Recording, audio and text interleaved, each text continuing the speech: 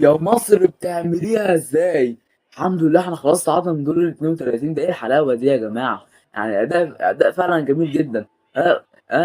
اي نعم احنا ما كسبناش، بس الحمد لله. وجول محمد صابر كان كويس. الحمد لله. والحمد لله ان الجول ده برضه اتلغى.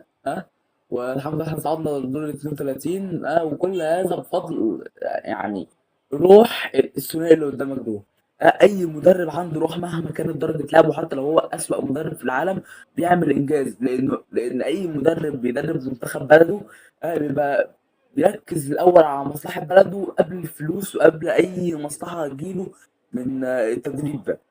ها يعني مش زي مدربين تانيين كان فارق معاهم فلوس بس، ومش مش فارق معاهم بلدهم. زي شوقي غريب وحسام البدري.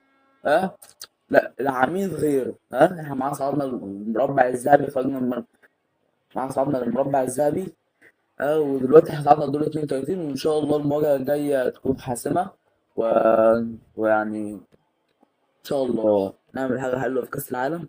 فكلهم بقى كان عندهم حق لما قالوا ايه لكل الشكاكين المره دي مطولين. وفعلا ان شاء الله هنطول السنه دي. سلام. لكل الشكاكين المرة دي مطولين.